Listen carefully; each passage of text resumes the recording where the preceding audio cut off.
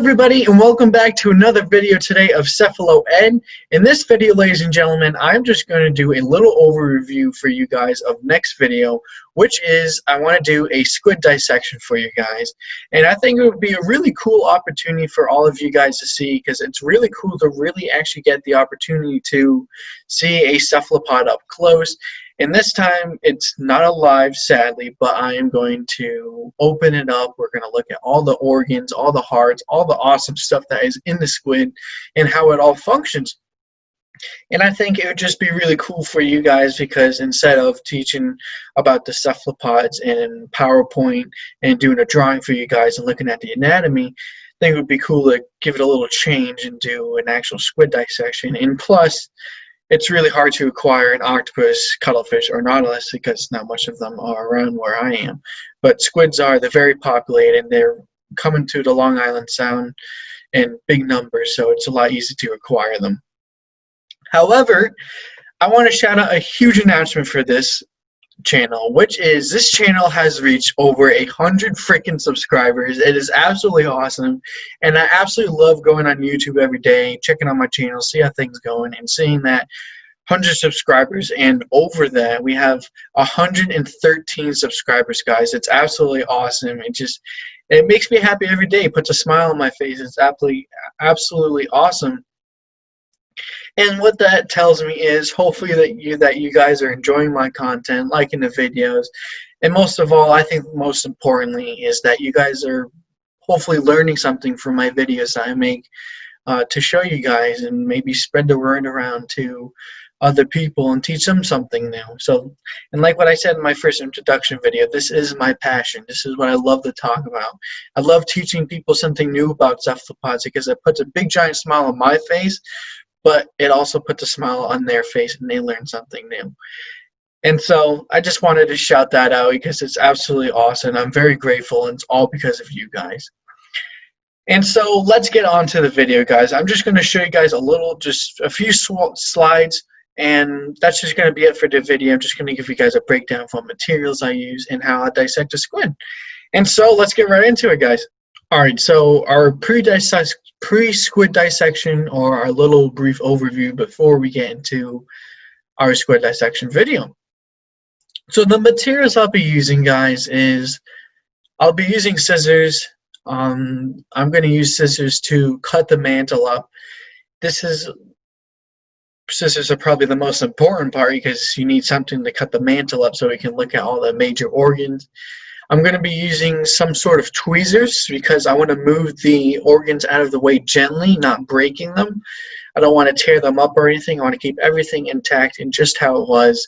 And I'll be using kind of like a cutting board, but if you guys have like a tray or something, you guys can do that. And you guys, I won't be using gloves, but if you guys want to do squid dissection, you guys can use gloves. I'm not using gloves because I like to use my hands when I'm doing that dissection, and plus I like to really actually get the feel of what the squid feels like, feeling all the slime that's all over it, and especially feeling the suction cups, because there's something that's really cool about the suction cups. I'll get into the next slide. But before I get into that next slide, why I have these materials up too is to tell you guys what I'll be using, but also, if you guys ever want to do a squid dissection at home, you can maybe use this video if you want to help guide you out how to do a squid dissection. So that's why I did this, to maybe help you guys out if you ever want to do one. And so our last slide, guys, I'm just going to tell you how I'm going to be doing the squid dissection, so you guys know that I'm not like really bad at cutting squid and just being terrible of cutting the squid, that I'm actually really structured at doing this and want to do everything right. So the arms, we're going to inspect this first, because I think this is probably one of the coolest parts out of dissecting the squid, because we're able to really get an in-depth look at the suction cups. So what's different about the suction cups compared to octopus is squid suction cups, they do have the infundibulum. Everything's exactly the same to the octopus.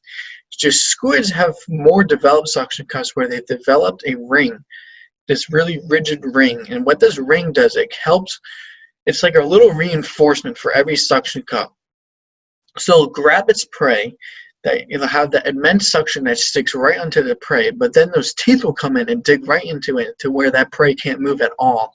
And that's where it's really able to bring it into its mouth or crown of arms. And what I'll do too, because why I don't want to wear gloves, is I want to test the suction cups on my finger, because even though the squid is still dead, its suction cups are still operational. And then we'll take a look at the tentacles, and then once we're done with that, we're going to take a look at the head over here.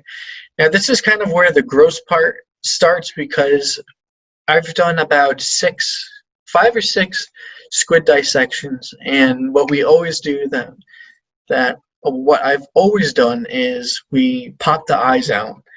And so when you pop the eyes out, you get all that liquid mass inside of the eye just kind of droop out. So that's kind of a little disgusting part to some others. For me, it's absolutely awesome. I love it.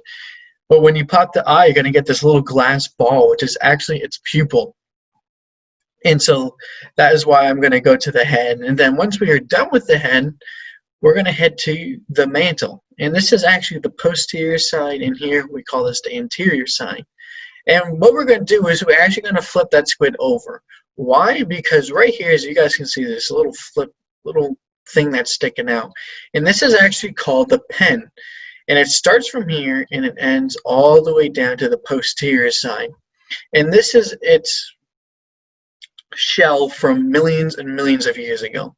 But millions of years ago, its ancestors had huge shells that could have been centimeters long, or 5, 10, 15, 20 feet long. But then as time went along, its shell started to decrease in size, get smaller and smaller, and then now we just have this thing called a pen. And so we don't want to cut that side. I don't want to damage that, because that is a very valuable part to the squid, which I'll be taking out when we do our squid dissection. And so now we flipped it over. We're going to cut that mantle and open it up just like a book, and then we're going to get all those words, and all those words are the organs, and that's where all the magic happens and where all the gold is. This is where the squid is operation. This is how the squid works and operates, because we have the bronchial, the systematic hearts, we will obviously definitely be looking at. We'll take a look at the ink sac, its gonad, to see if it's a female or male, and we'll check a whole bunch of other stuff and have a lot of fun. And then we'll check out the fins as well. And then the last but not least, what I would really like to show you guys is, even though the squid's dead, you're able to do something that's really cool. You can take your finger, and I've done this when I went to Mystic Aquarium when I was homeschooled. We did a homeschooling program. We got to dissect a squid. And one thing that we did, we took our finger and rubbed it against the mantle. And what this did, you created friction.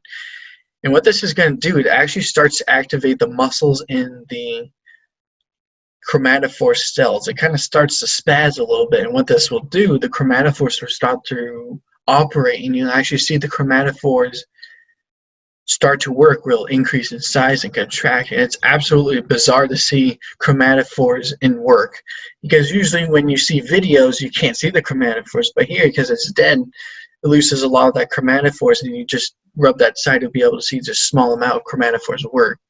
And so that is one of the coolest parts out of the whole entire squid dissection. And so that is going to be it for the end of our squid dissection, guys. I just really wanted to give you just a little brief overview of what I'll be doing for my squid dissection. And maybe if you guys want to ever do squid dissection like what I said before, you guys may definitely use this video. It'll be really cool if you guys would do a squid dissection, because it's such an opportunity to dissect a squid. And anyways, guys, I hope you guys enjoyed this video, and please don't forget, like this video, subscribe to my channel, and hit that notification right next to it so you guys can check out the latest videos and videos before that. And so I'll catch you guys up on the next video, and have a good one.